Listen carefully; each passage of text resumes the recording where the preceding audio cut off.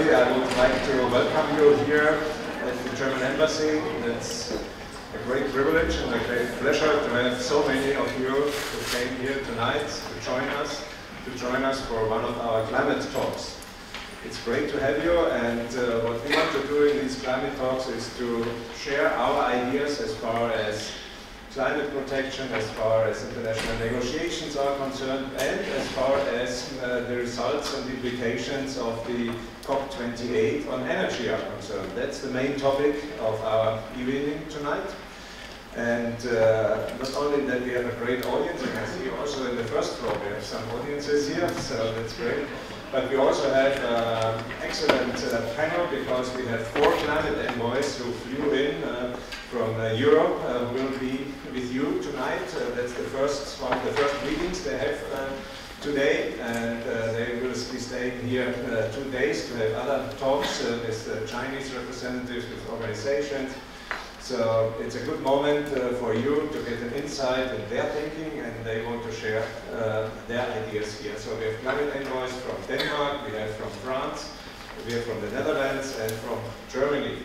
So our moderator, that's from Agora Energiewende, Mrs. Schul, she will lead you through this conversation. And we are very thankful also to Agora Energiewende for cooperating with us, with the German Embassy, and to doing these climate talks here tonight. When we talk about climate and energy, of course, there are a lot of topics being touched. So that means not only sharing ideas, but also moving forward as far as our own behavior is concerned, but also to have some restructuring of our markets, of our societies, to be ambitious. What does it mean to be ambitious as far as climate goals are concerned, as far as renewables are concerned? So a lot of ground to cover, and that's what we want to do with our excellent panel here tonight. And we also have, of course, 2 Chinese experts here with us from Rocky Mountains Institute. Mrs. Li, who is sitting on the wrong, so I don't want to confuse you, but I don't know how your Chinese is, but if you may. We do this all in English, that makes it easier for to talk. And we also have Fu Sha from the Energy Foundation here with us tonight. And I just see you on the right side, but there's a mistake in your name. There's the letter R is missing, but for Chinese audiences, it's always very difficult, the R. So here it is, yes. That's our German climate envoy. So thank you very much again, everybody, for coming. And without further ado, I want to hand over to our fabulous moderator from Agora Energiewende. Thank you very much.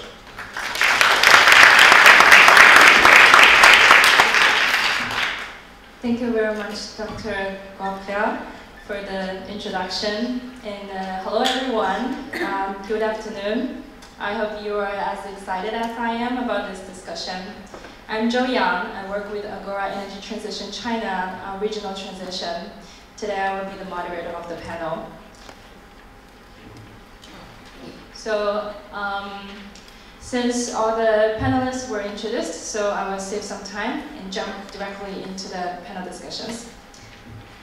The agreements reached at the COP28 marked milestones of global energy transition, the beginning of the end of the fossil fuels, and the pledges to triple renewable energy capacity and double energy efficiency improvements by 2030. It is very important that countries could sit down together, and although they have different priorities at their agenda, they could sit down and identify common solutions for energy crisis. Today we're very honored to have climate envoys from 4 European countries and Chinese experts with policy research background to discuss the challenges and opportunities that Europe and China have on their way to achieve their renewable ambitions.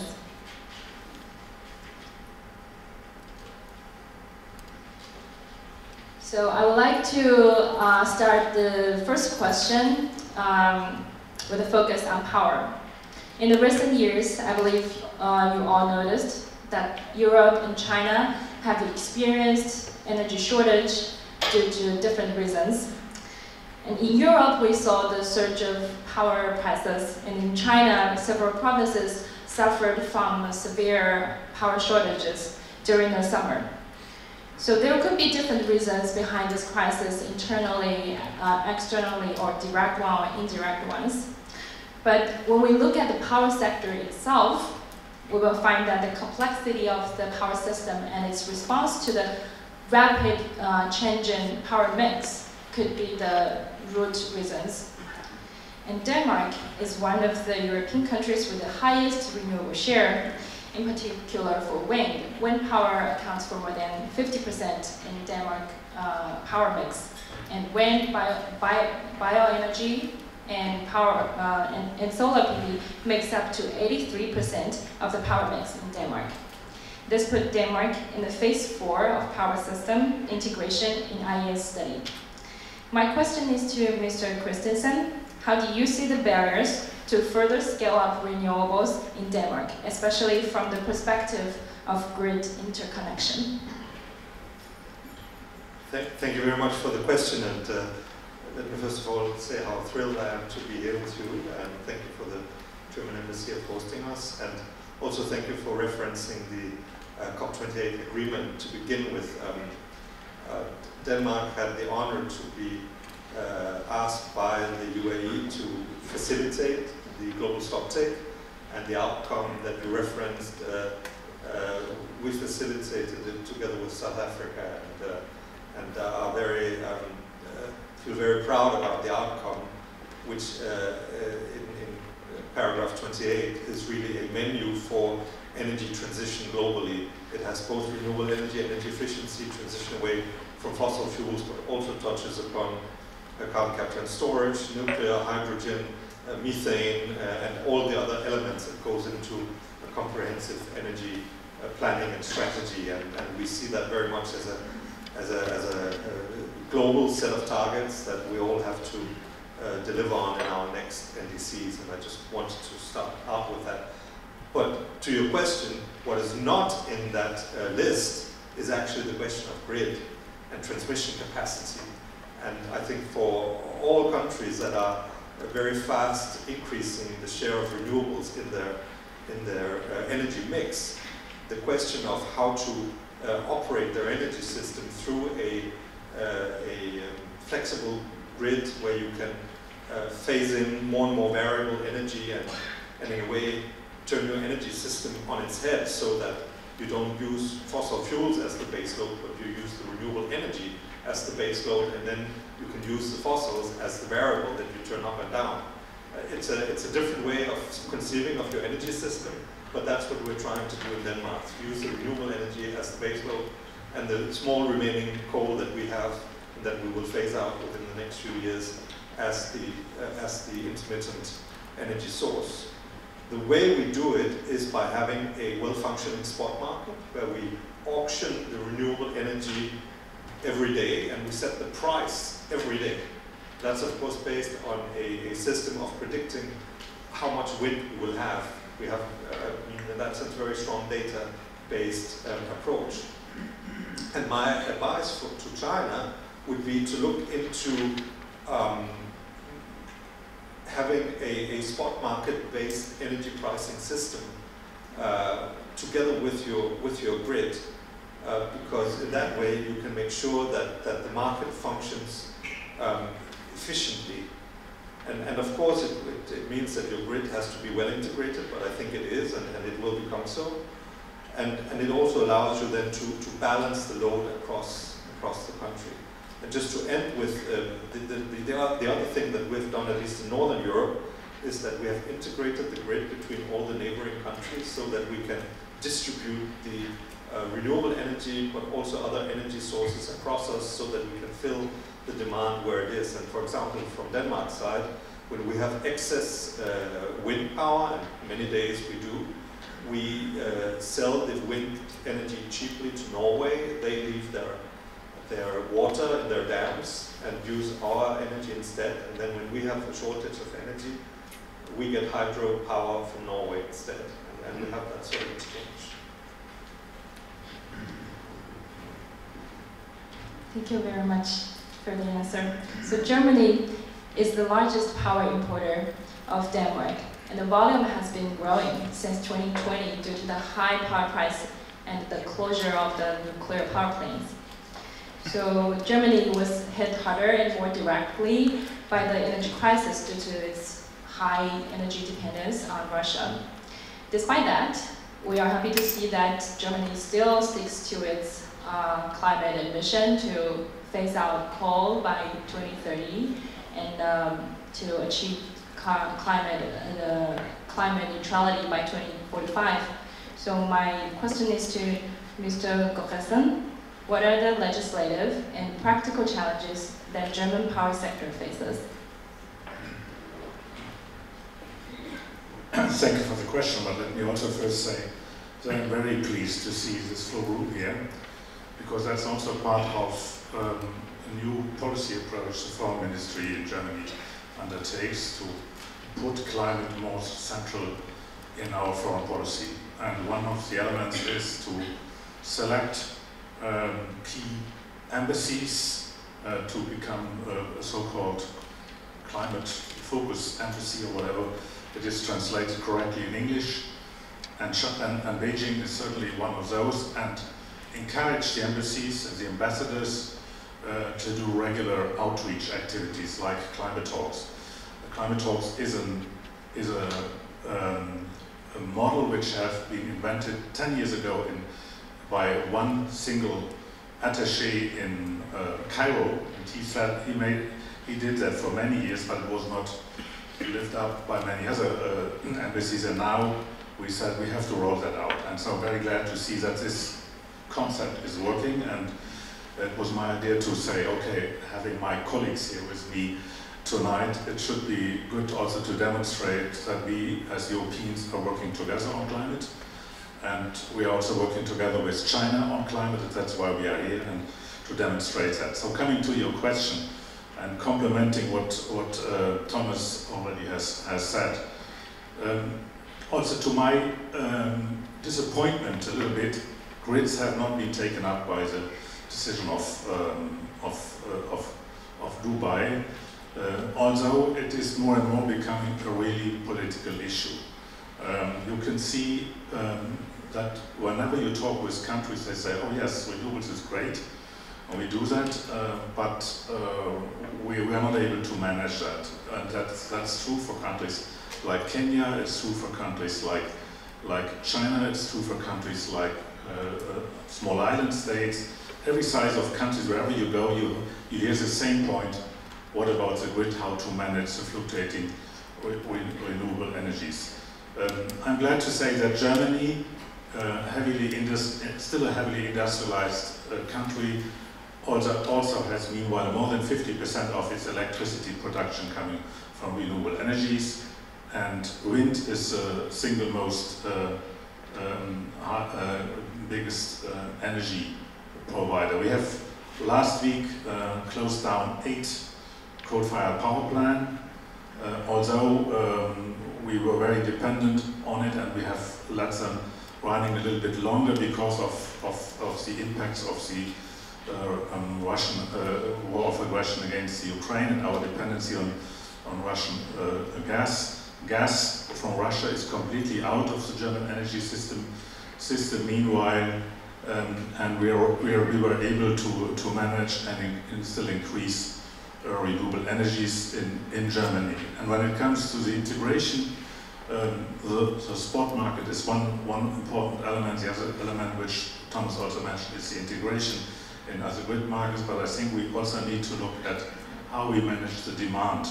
So in particular, when electric vehicles come in, the question is really how can you manage in an intelligent way when exactly how much power is being delivered to the vehicle when it's loaded overnight. You don't need the full load through the whole night. You can manage that, and that is true for many other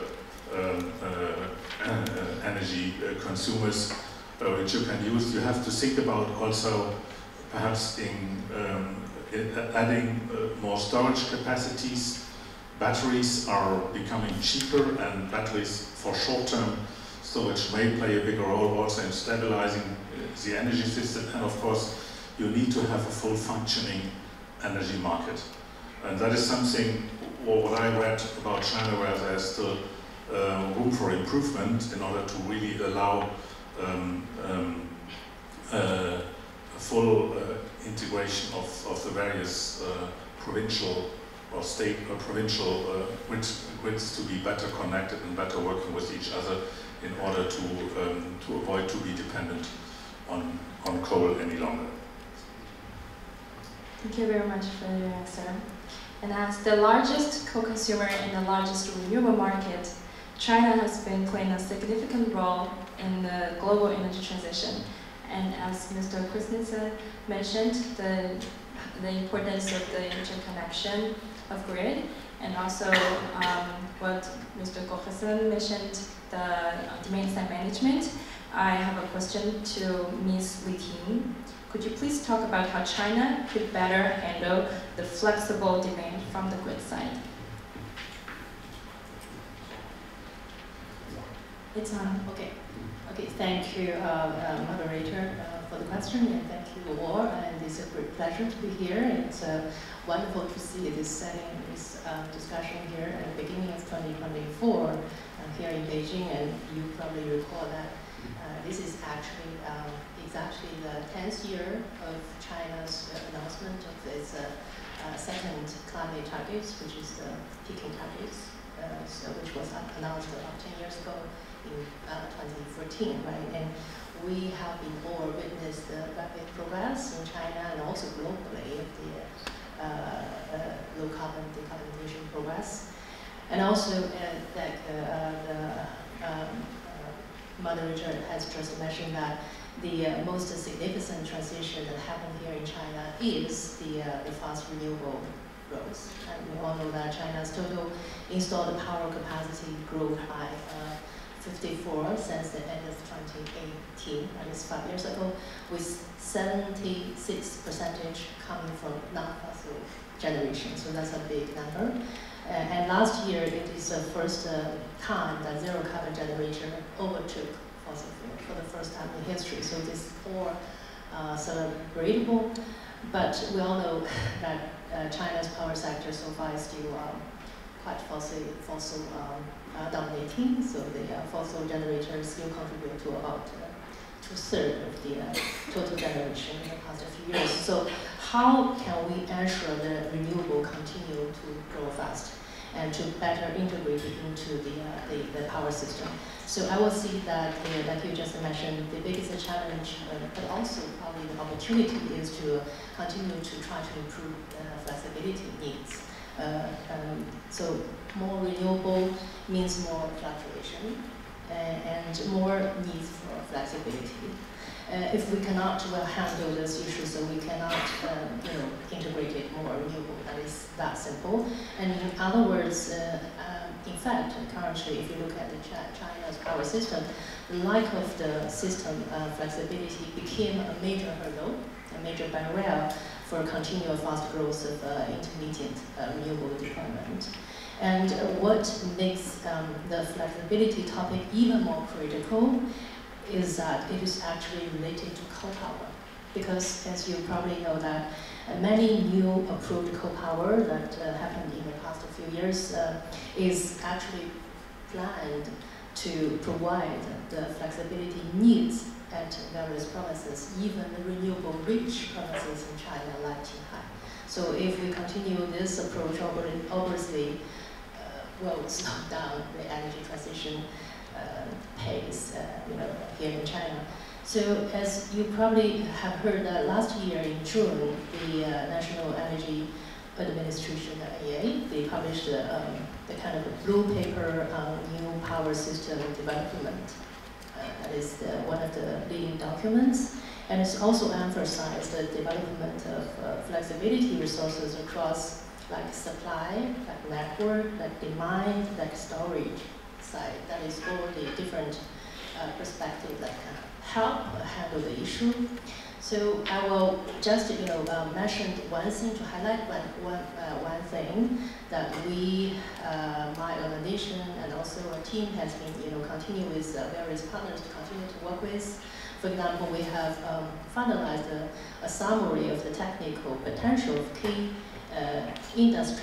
industry sector of China. As you probably know that the industry sector consumed 60% of the total electricity.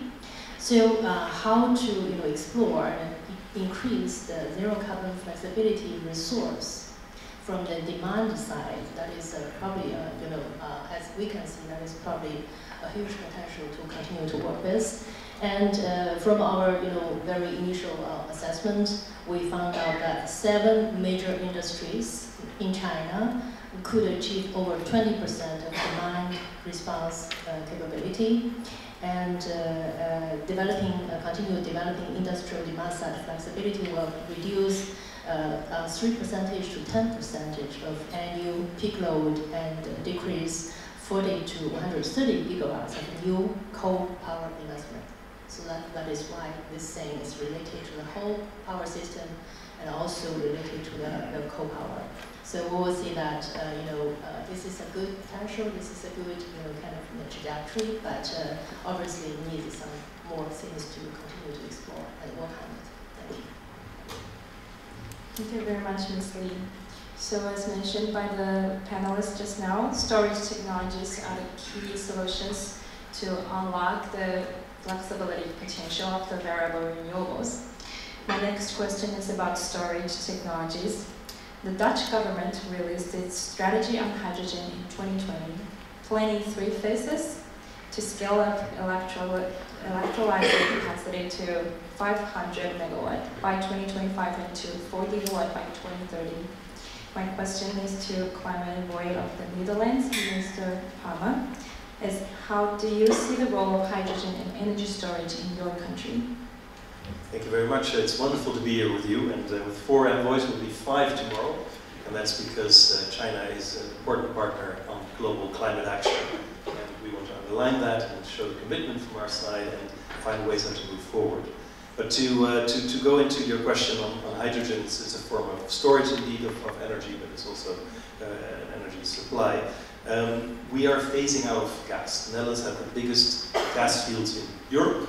We're phasing out for 2 reasons. One is becoming geological and stable, so we're getting earthquakes, so that's hurting our country. So we are closing those down, and because of that, for years we had a massive infrastructure of gas going through the country to households, to industries, from ports and across the border to Germany and Belgium and the rest of Europe. And we used to also import and export gas from Russia through our ports externally. All that is stopping, so the first thing what we're doing is retrofitting our gas infrastructure to be able to carry hydrogen. Hydrogen is an ultra-light gas, so you need to insulate the infrastructure better to be able to carry hydrogen, and we call it the hydrogen backbone. And we'll carry from the ports of the Netherlands, several ports, in the gas roundabout all the way to Germany and other countries. So that's one thing we're doing to become the Northwestern Europe market gateway of hydrogen in the future. And we're also looking at empty salt caverns to be able to store hydrogen in the future. So all that is being retrofitted right now, so we're preparing for the future. We're going to produce hydrogen ourselves together with the countries in this row, and so 9 countries in total have been alliance North Sea Energy Cooperation, and it will generate 100 gigawatts by 2030, 300 gigawatts by 2050. And whenever it's not delivering directly to the grid, it will be most likely stored in hydrogen and delivered to the market. We'll also need to import large amounts of hydrogen, so we're making MOUs around the world. Think of countries like Chile, Australia, Saudi Arabia, South Africa, Namibia. Around the world there's a whole list of them that we're working to really work upstream and develop that market of hydrogen. So that's the MOUs. We're also created an international hydrogen trade forum so that supply and demand can be closer together until we will get the market.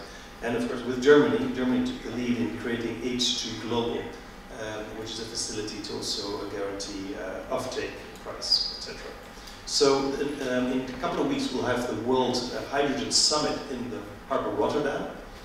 It's not chosen just like that, it's there because of this gateway to Europe, and it's being visited every year. It's being doubled amount of visitors. So hydrogen is really taking off very seriously in the world.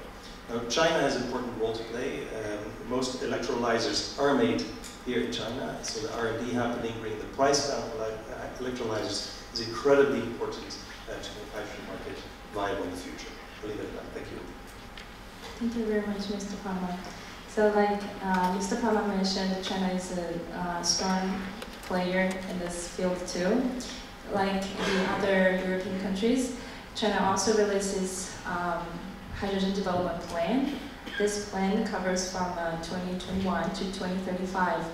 And also the other energy-intensive provinces also announced its regional hydrogen development plans.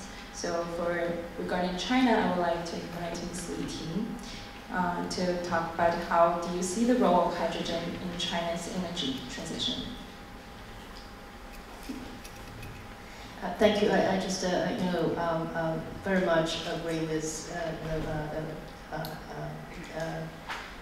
Ambassador for what you have mentioned of the role of hydrogen.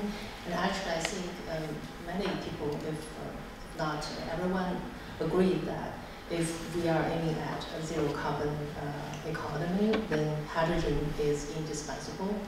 There is a certain role, must be a certain role for hydrogen to play. It's the same globally, it's also the same here in China. And as just mentioned that last year, not last year, 2 years ago in March of 2022, there is a new work plan, development plan. Actually, it's a mid to long-term development plan from 2021 to 2035 of hydrogen industry mid-long-term development plan.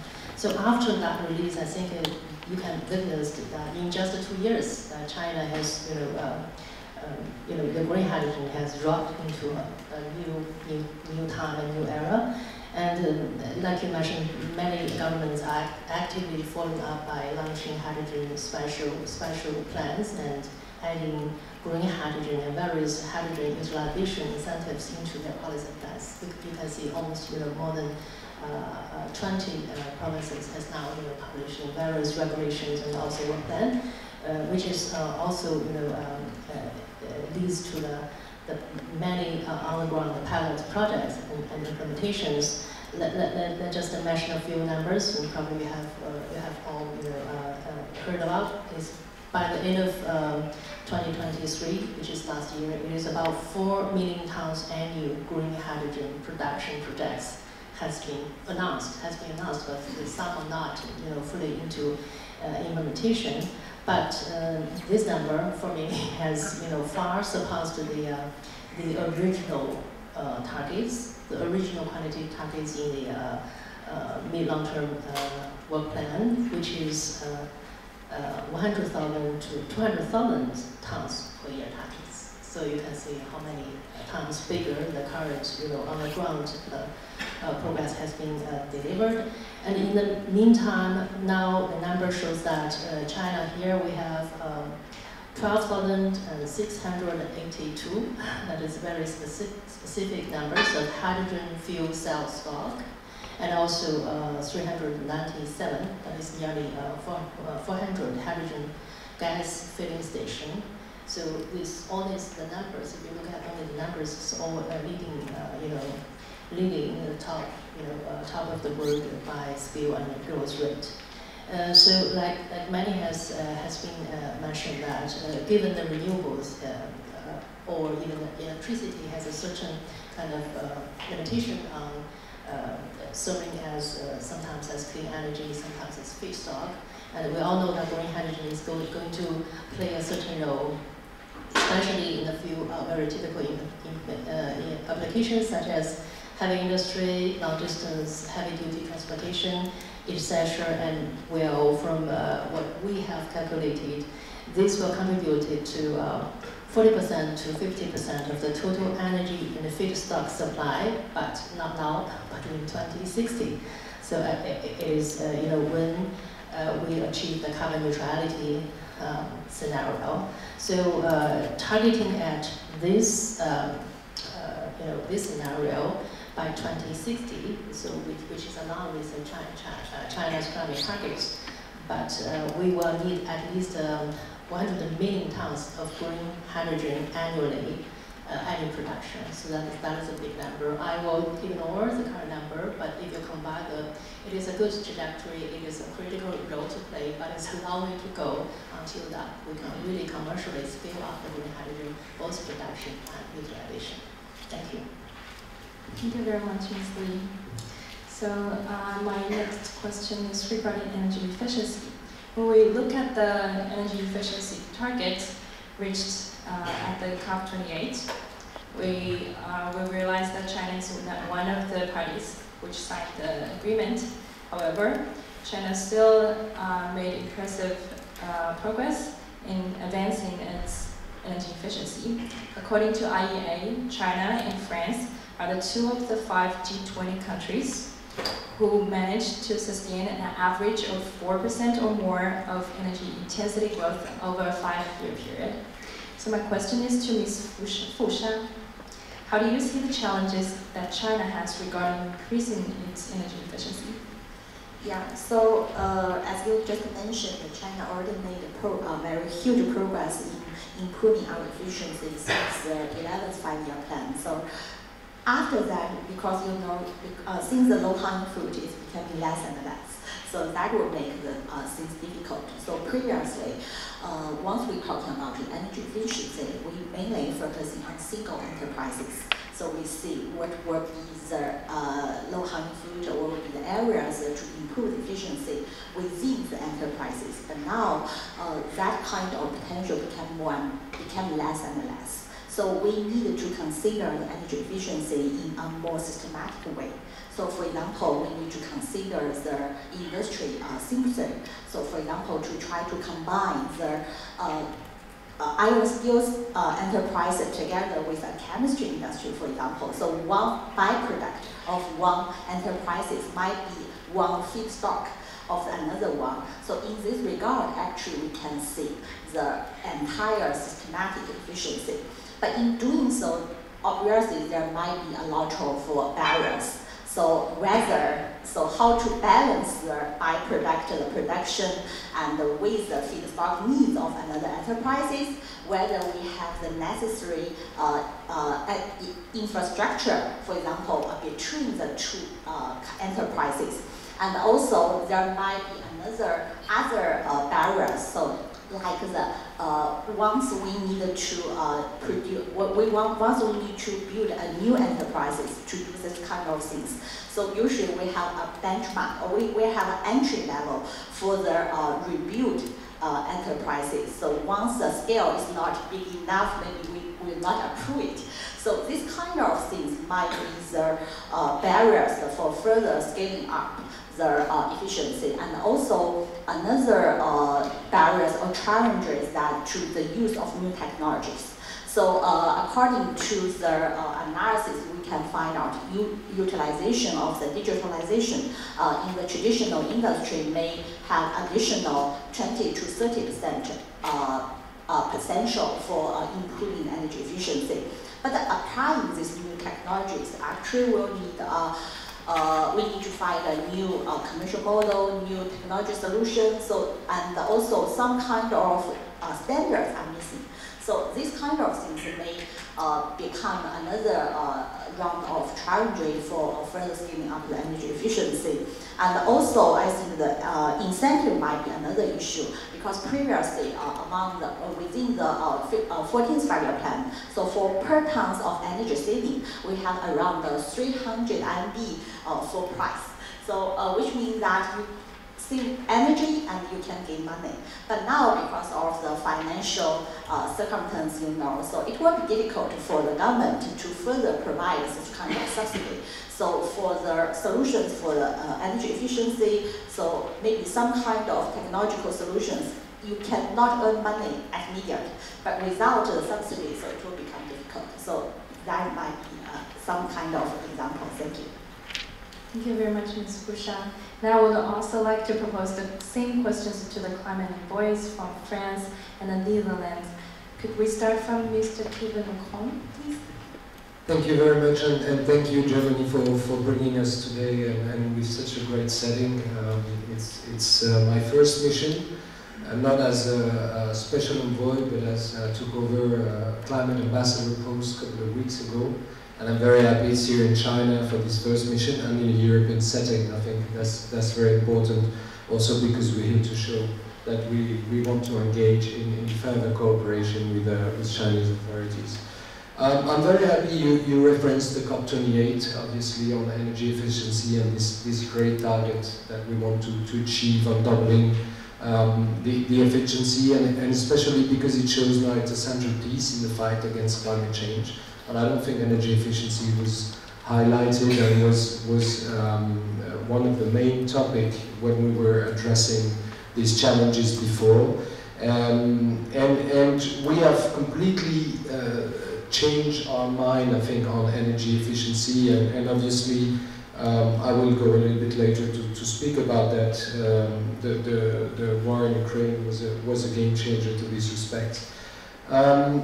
So in France, we put forward a whole of the government, whole of society plan for energy saving to try to change the behaviors also of the citizen. During winter 2022, in the heart of natural gas tension in the war with Ukraine, France did a public campaign to engage the citizen, and it led to 12% energy savings in 2022. And I think we've announced several measures since then to work on the very different layers on which we can tap into. The first one is private sector, obviously, and we engage with the companies, and we have a very close work with the big companies for them to integrate energy efficiency in their operations and across their management. Second, with the citizens, we support mechanism to reduce energy consumption linked to heating. I remember after the war in Ukraine, we had ministers on TV with jumpers saying you have to reduce the thermostat to 19 degrees. So that might be shocking for many of you in this room and beyond, but it actually led to great energy efficiencies. And although the French citizens are not always the most diligent and organized people, they show great resilience and to do this energy efficiency. Also, public authorities obviously engaging, reducing the light pollution, for instance, which was a request also by the French people, and ultimately reduce energy consumption, a big deal. And subsidies to favor clean transportation for companies. That's a very, very important point. Now, this allowed contributed to reduce also the GHG emission in France by 2.7% in 2022. And I think that's a great result. Now I want to bring a last piece to this conversation, because you talked about energy efficiency, but I think we didn't speak about sobriety.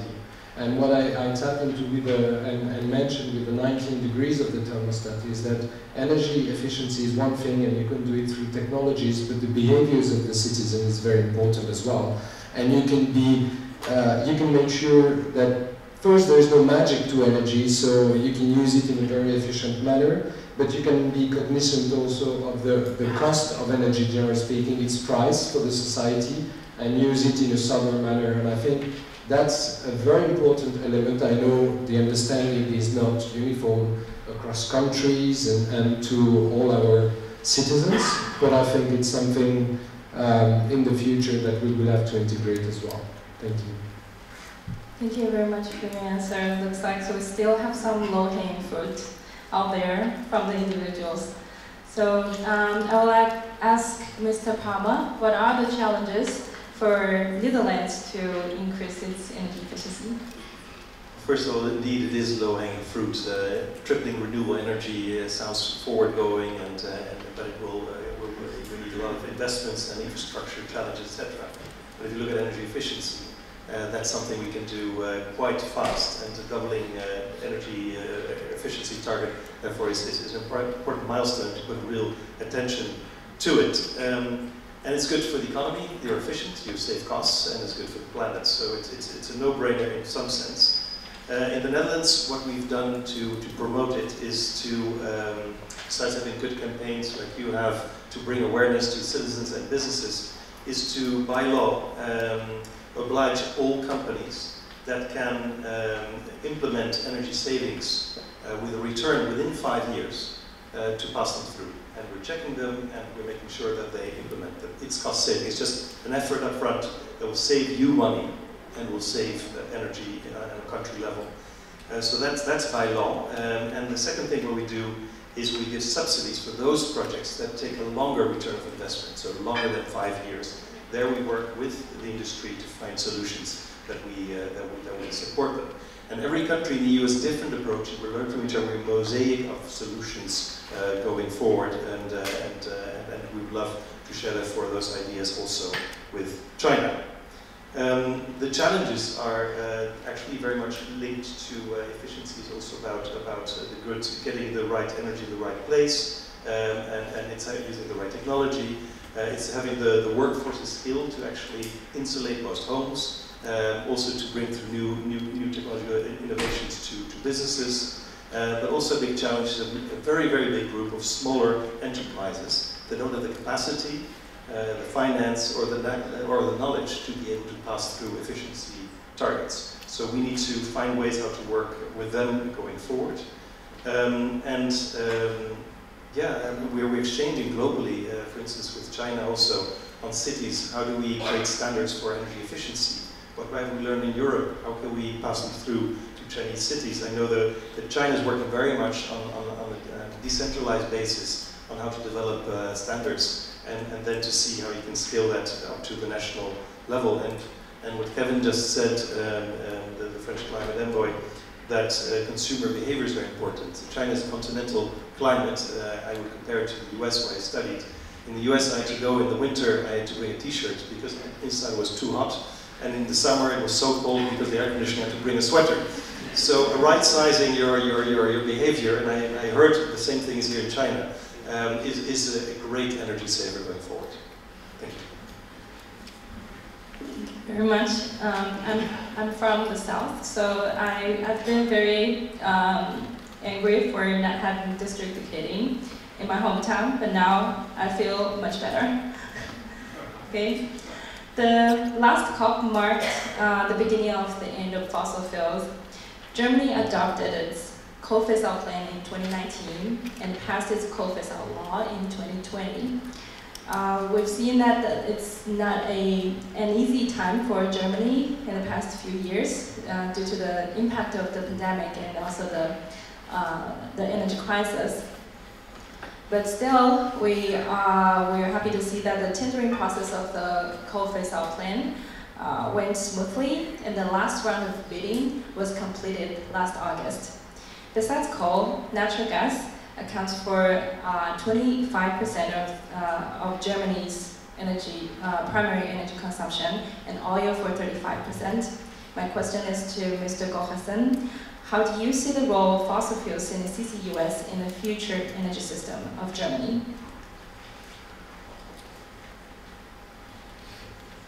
Thank you. Yes, it's right. Germany is a country which relied a lot on coal-fired power plants, and I already said that only last week 8 big coal-fired power plants have been closed down. The government is working with the utilities to accelerate the phase down. That happened successfully in the west of Germany, where the phase out will be operationalized by 2030, and in the east of Germany there are still ongoing discussions, but the latest will be 2038 for the complete phase out. But I would argue that the European trading scheme will not make it happen to stay so long, because price for the electricity production from coal will rise and will not be simply not efficient to let power stations run so long. The big question around it is really the just transition question. But let me also ask the second point which you made on CCS and CCUS. We were discussing intensively in Dubai during the COP about the mentioning of CCS and CCUS in the COP decision. But it's clearly framed in the context of particularly enhanced rebate sectors. And that's what we are also preparing for in Germany right now. We see no value at all in using CCS for coal-fired power plant. It is simply also way too expensive, and we need to be also careful and cautious with the storage capacities we have for CCS. There is storage capacity, and we need that for those sectors where it's extremely difficult to avoid CO2 emissions. That's in particular the case for cement industry and also waste incineration, and thus we are preparing also to use CCS in Germany. But as I said, it should not be seen as an escape from phasing out fossil fuels and delaying the decarbonization of the power sector, just the opposite. We need to be very, very responsible with the limited storage capacity we have. We may come in a situation in a few years that we also have to look for negative emissions, that we have to store CO2 from the air, and then we cannot at all afford to use the storage capacities for sectors where there are cheaper, better, quicker and reliable alternatives, which is the power sector where we have renewable energies equipped with a good storage and grid management system, as we already discussed, which could completely replace coal-fired power plants. Thank you very much for the answer. And the carbon intensity of power generation in France is pretty low, but we still saw that the GHG emissions from the power sector increased in 2022. I don't have the number for 2023 yet, but it's largely due to the heavier use of gas. I would like to invite Mr. Macron to talk about the role of fossil fuels and CCUS in your country, please. Well, thank you very much. And I think for all of us here, we've been, again, at the COP28, the starting point of fossil fuels now is the text we have on the GST, and that brings a roadmap forwards that we want to be operationalized as soon as possible. Now, we're very much conscious of the difficulty and the different national circumstances and energy mixes. But in France, although we have also, like all countries, challenges for energy transition and energy security, we're trying to put a whole of government planning on transitioning away from fossil fuels, and we're looking at how to definitely phase out coal, oil and gas in energy uses in the future years. So my president has laid down a sort of calendar where we should phase out coal by 2030, at least in the G7 and the OECD by 2040. Phase out oil by 2045 and gas by 2050. So that's very, very ambitious. Nationally speaking, we are now looking at phasing out oil by 2045, and obviously that's very ambitious. And especially for major consuming sectors such as road transport and energy use. But obviously, we're looking very much also at what other countries are doing, and China's rapid electric vehicle growth shows that there is a technological shift also in this country, very interesting, where internal combustion engine vehicles will be progressively phasing out. And so we're looking at how this will reduce also oil imports in this country. In this regard, I hope I can understand better also during this mission how this can be done as quickly as possible in emissions. So as regard coal, we have only 2 coal plants left in France. This is close to or less than 1% of our energy consumption. And the President Macron has launched in the last COP also an initiative called the Coal Transition Accelerator, based on transition finance and try to stop new coal from economic development plans.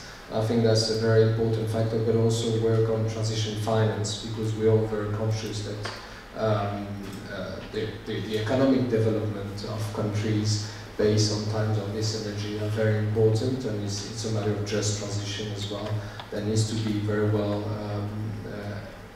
done in an orderly manner, in a very just transition. So this is how we look now at fossil fuels, and the most important for us would be how we globally try to operationalize this text of the GST. Thank you very much, Mr. Macron, for your answer. I'm also very interested in the answer from a perspective of Denmark. Denmark had been a net crude oil exporter for years until 2017.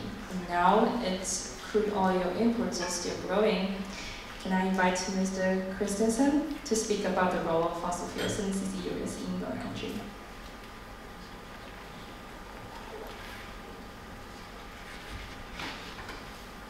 I just have to think about what you said. Are we a net importer? I'm not sure. We are still both a producer and an exporter of both oil and gas, but we have in 2020 decided to end production, the latest by 2050, and we have decided no longer to have state-run bidding rounds for exploration of our oil and gas fields in the North Sea. We were going to announce the 8th bidding round, and we stopped that. And that means that the current licenses that exist will run until they no longer can produce, and then they will terminate the production.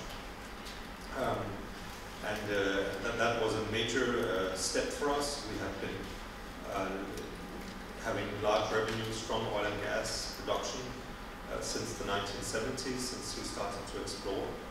But it was a decision taken by the Danish Parliament to go this way, because we think that in order to be Paris aligned in our national energy policy, we have to also look at the supply side and hence end the production.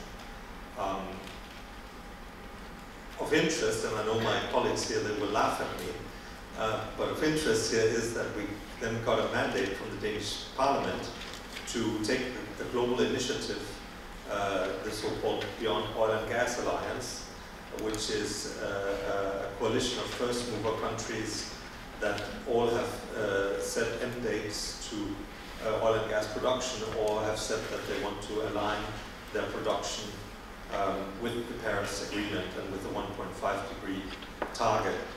It now is a coalition of countries, of governments. It has about 20 governments and five subnational entities, including the state of California, Wales, Quebec in Canada, Greenland, which is part of the Danish kingdom but has its own jurisdiction over oil and gas exploration. And this group of countries was amongst the key groups driving for the inclusion of the transition away from fossil fuels in the Dubai Consensus. This group also offers to developing countries that want to know what their exposure is like, support for macroeconomic analysis of their exposure to risks and shocks if they are, for example, very dependent on their income from oil and gas sales. Because if we all go on a 1.5 trajectory, that means that the demand for oil and gas will fall. If you take the proposed next NDC for the European Union, the European Commission has put forward a proposal that we should reduce our emissions by 90% in 2040. They have said that that target would mean an end to coal in the energy mix in Europe and a reduction in demand for oil and gas by 80%. All those developing countries that produce oil and gas for the European market would see a major fall in demand from Europe and hence a market that will disappear. What does that mean for the countries in Africa that have Europe as their main market? What kind of revenue will they lose? This alliance offers the support for analyzing this and for helping countries to look at their trajectory towards an energy transition away from producing oil and gas. And we think much more needs to be done now in order to work on the supply side of oil and gas in order to live up to the UAE consensus. Thank you very much for the answer. And in China, the role of coal and natural gas have been widely discussed. And we are seeing that the government is underlining a greater role of coal to secure its energy supply. So I would like to invite Ms. Fu Sha to talk about the role of fossil fuels and CCUS in China. Yeah, thank you, moderator, for the question, and thank you for the colleagues already shared their views from different perspectives. So I know everyone might be interested to hear about China. So for me, I think the transition away from fossil fuel, as titled in the UAE agreement, actually. I think the trajectory is also obvious in China. So as the presidency already mentioned in 2021, so we will strictly control the newly added coal consumption during the 14th five-year plan and try to reduce progressively since the 15th five-year plan. So that means we will have a cap there. And also in the guidance to achieve the carbon neutrality and the carbon peaking and carbon neutrality. So it states out that China by 2060, the 80% of the primary energy will come from the non-fossil fuel. So longer term, actually, we need to transition away from the fossil fuel. But for the near and medium term, I think there might be a way to think about what kind of role fossil fuel could play in China that cannot give along from the question regarding the security issue. So according to our analysis for the last year, for 2023, along with the rapid growth in the power demand, so it's more than 60%. So for 3 months in China, actually the newly added energy demand could be purely fulfilled by the wind and the solar, newly added wind and solar. So that is a good news. But for the other 9 months, actually, even especially for certain 2 or 3 months, actually the newly added generation from wind and solar cannot even fulfill the decrease in the generation of the hydro.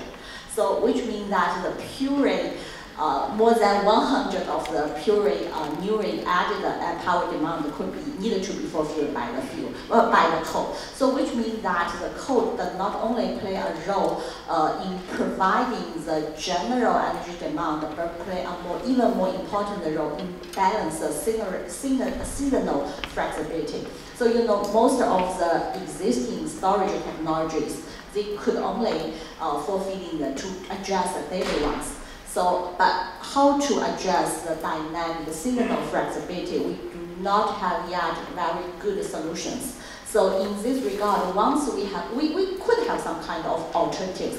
For example, like the integrated connection, like the demand side response.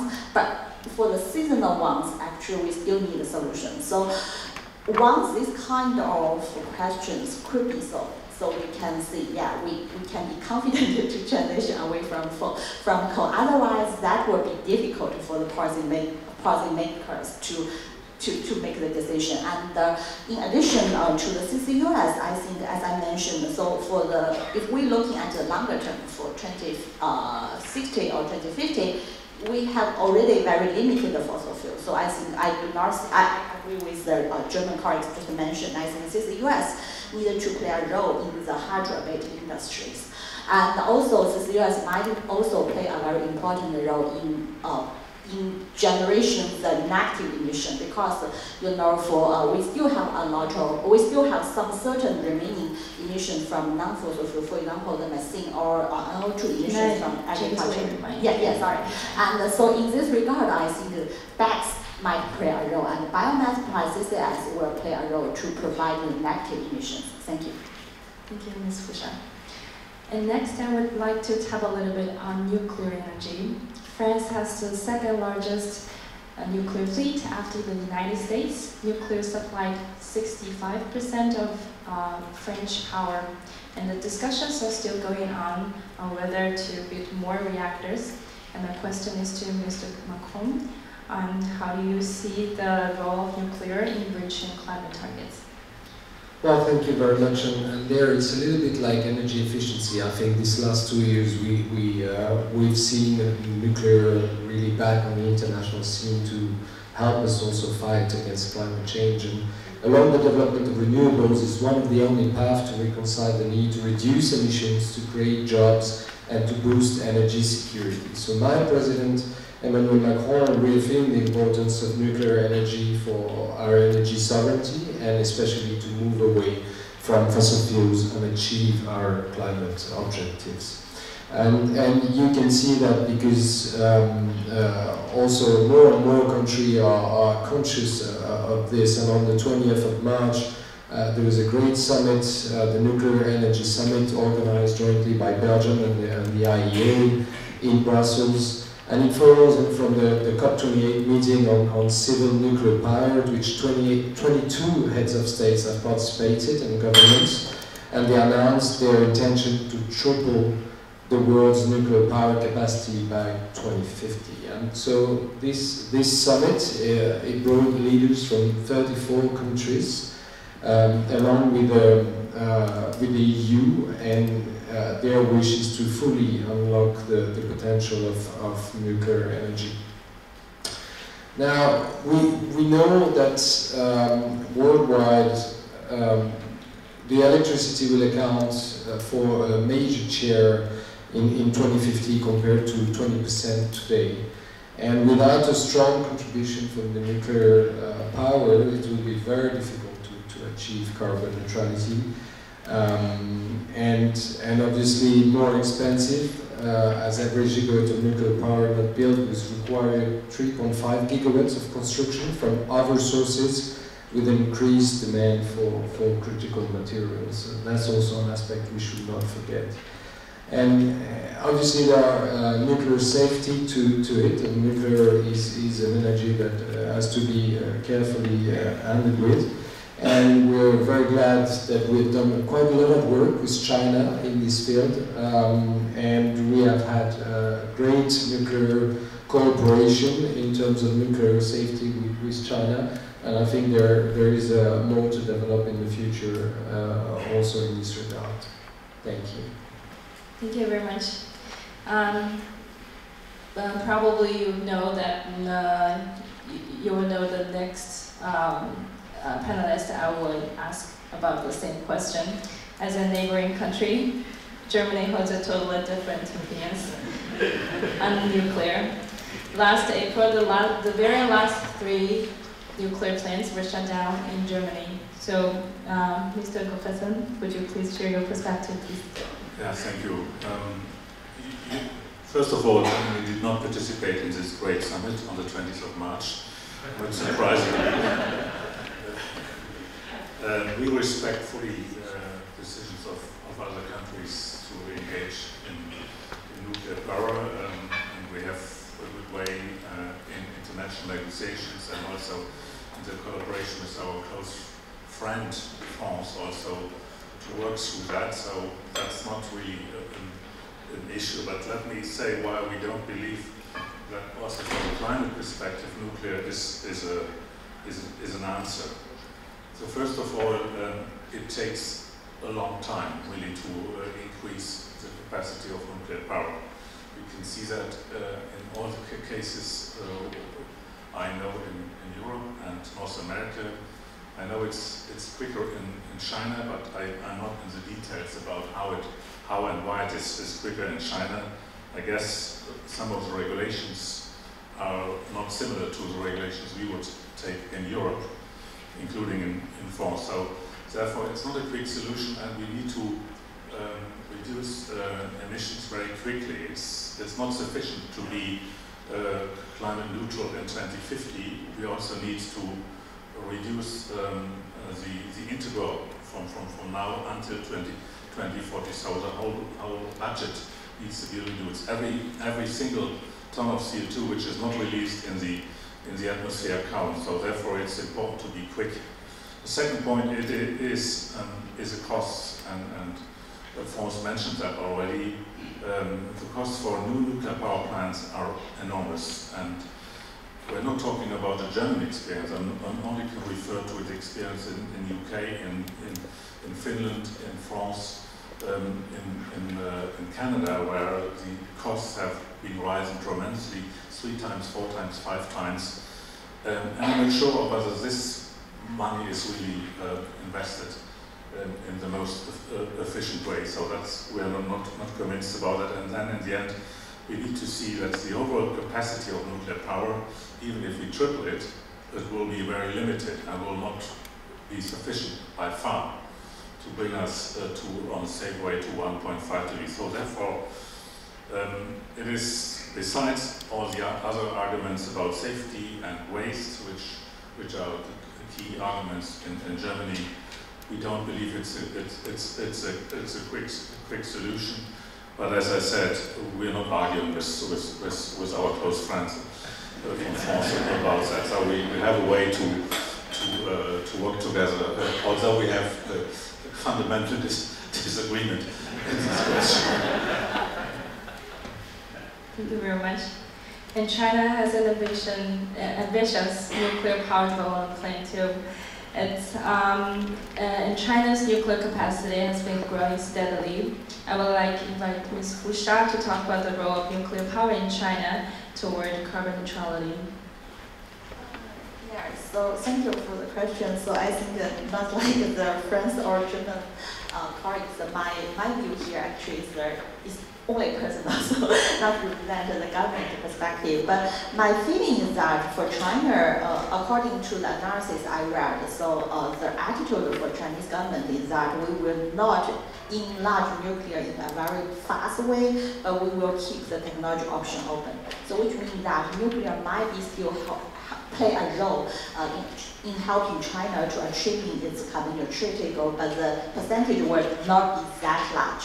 So it's around 10% or even less for the total power generation. So in this regard, I think it will be important actually to not to treat China as a whole, but to treat China as a different European countries.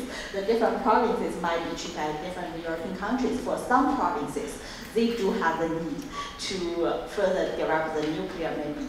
Because for example, for the eastern provinces in China, like Guangdong, like Zhejiang, so their renewable resources is very limited. If only accounting for their distributed PV resources, maybe only, even full use of them, maybe only fulfill their 10% of the total power demand. So which means that they need to rely on other options, either the offshore wind or the long-term transmission from the Western China. But they are still concerned about the baseload issue. So in this regard, there might be more safe to have some certain of the nuclear. So in this regard, I think the nuclear might still play a role in some extent, in some places in China to some extent. So that's my point of view. Thank you very much, Ms. Fu. And then the last set of questions about transportation. European companies have strong manufacturing sectors of transportation equipment and has a long history of dominating the global market. And China is becoming a powerful player in building transportation equipment too. Clean technologies could bring cooperation and as well as competition. So my question is to the Danish and the Dutch envoys, as well as Ms. Li Ting. How do you see the challenges or opportunities between cooperation and the competition regarding the transformation of the transportation sector? Could we start from Mr. Christensen, please? Thank you. Let me just dive into the previous questions, because there's just some facts that I think are important to put forward. In order to get on a 1.5-degree trajectory as a global community, we need to reduce our emissions by 43% in 2030. Right now we're on a trajectory, if we live up to everything we've committed, to reaching about 10%. And in 2035, we need to reach 60% reduction. For us, that means that we have to basically use all technologies available, we have to use all means available, and that's why Denmark is also, we don't have nuclear, but we are technology agnostic. We don't think CCUS should be used in any particular measure, only for the hard-to-abate sectors, but we are also doing CCUS on cement, and we are even have started to import CO2 from neighboring countries in Europe and putting it into our own aquifers in the North Sea to test the technology and to see what can be done. And we also believe that, as my German colleague said, that at some point we will have to become net negative and do direct air capture and other technologies. In fact, we already have a political decision that we want to be net zero in 2045 and -10 negative in 2050. And I just thought it was some important figures to bring to the discussion, because we can become very ideological about various technologies, but at the end of the day, the most important thing is that we start really to bring emissions down with the least cost of energy technologies available. And I think that's also the conversation we will have with our Chinese friends over the next few days, what the pathways to that is. And it's in that context that shipping, which is what I wanted to talk about on the transport, is also important, because currently shipping is about 3% of global emissions, but if we don't find ways to curb it, it will rise to between 5 and 6%. And shipping is not part of our nationally determined contributions, because shipping takes place in the high seas, so it's not covered by any country's climate plans. And the shipping industry is, in some parts of the world, ready to step forward and take their responsibility. In my country, the shipping industry, some of the largest shippers in the world, have already set their own targets of being net zero in 2040. But it's not one company that can drive that transition alone. It takes the whole value chain and the whole industry, including the large companies from all countries, to do so. So there is a negotiation at the International Maritime Organization, the IMO, on setting net zero targets for 2050.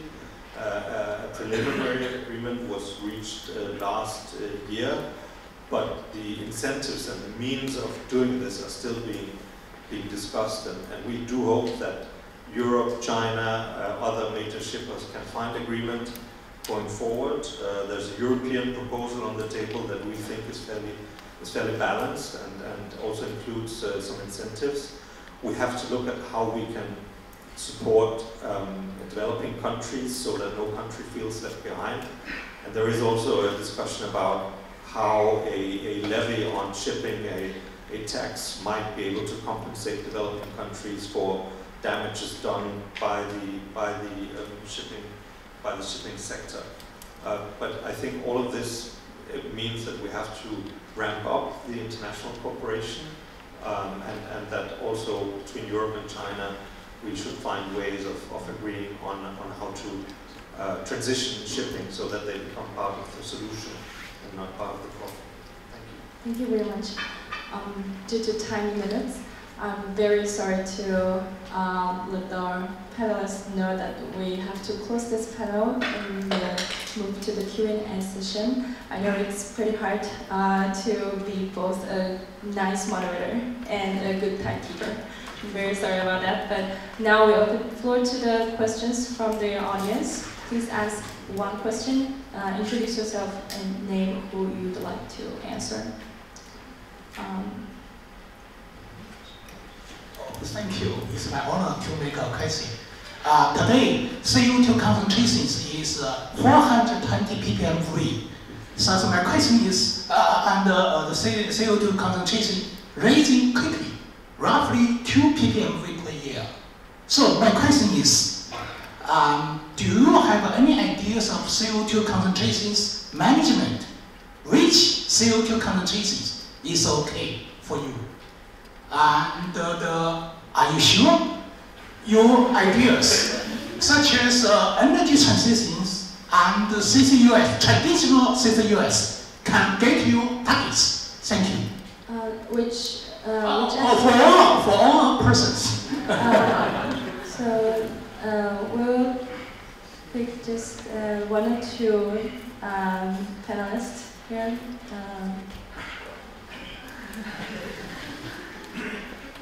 I think nobody disputes that 430 or what the BPM are now 423, that is far too high. That's why we need to get on that trajectory of bringing down emissions far more than what our current NDCs add up to, and we need to become even more ambitious in the next round of NDCs, the ones that we have to present next February, and that will be the target of our next climate conference next year in Berlin. That's also why the COP28 energy transition agreement is such a groundbreaking agreement, because it has a to-do list for the world in terms of what needs to be done on energy. And now it takes political will and cooperation on all the technologies between all the major emitters to get that done. But at least for now, we have a consensus on what needs to be done. We didn't have that before. Mr. Okay. Any other questions? This gentleman here. Could you please pass the microphone?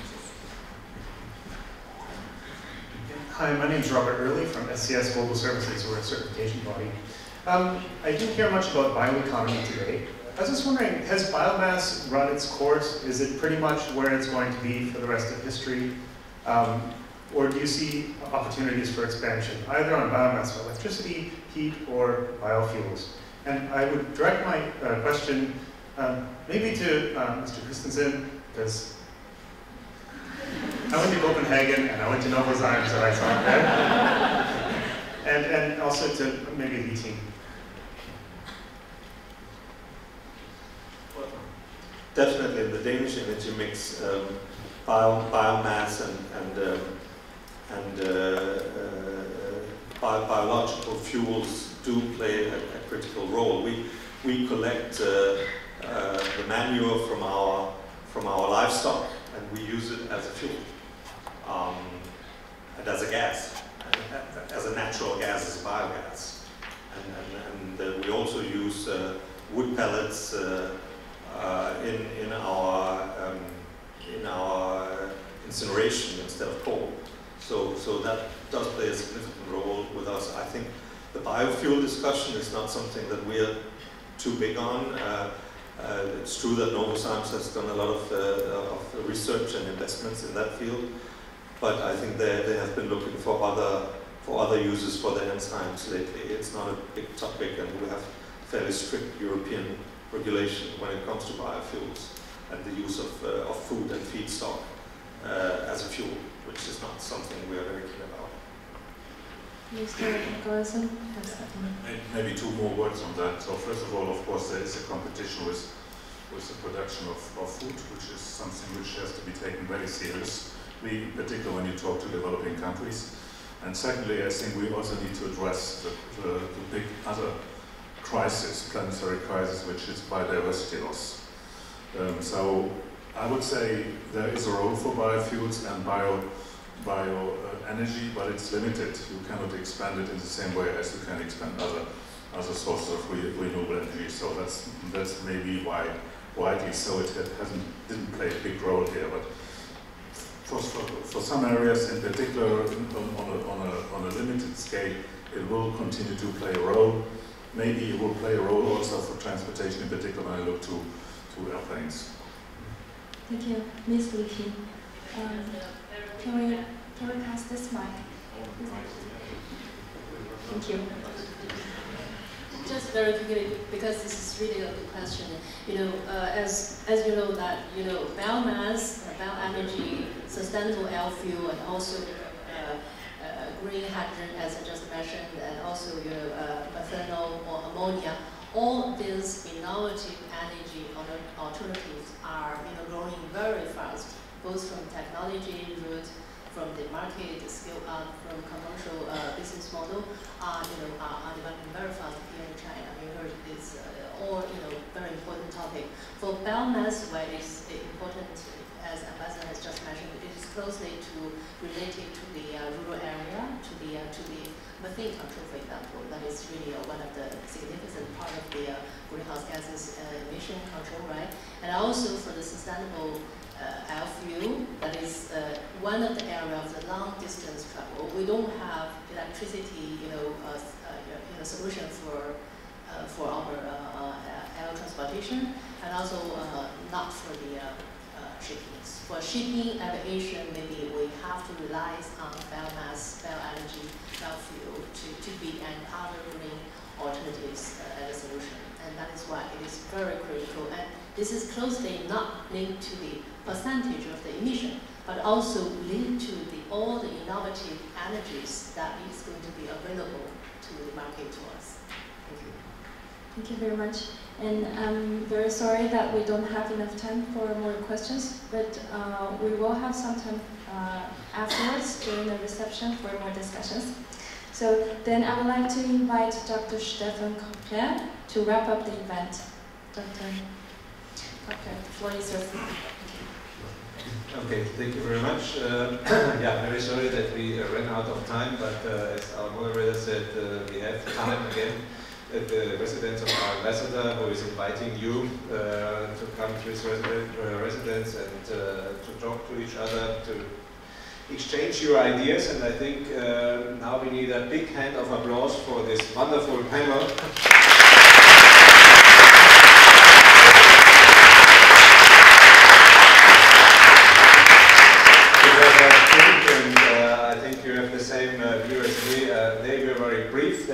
Precise, and they showed you that in the European Union, in the European countries, we don't have a uniform approach. We are really trying to find out what's the best solution is, how we can protect our climate, our blue planet, and I think this means also that we can really, as European countries, connect very well with China, because China is a very big country, is a manufacturing hub, and has a lot of challenges here as well. So we don't give any advice, we don't offer a silver bullet, but we offer our discussion and to find out specific and precise solutions. So please feel free to discuss and to approach our panelists in the reception, and I thank you very much for coming here tonight and join us in our next climate talks, who will be during the year. So thank you very much for coming and have a wonderful evening.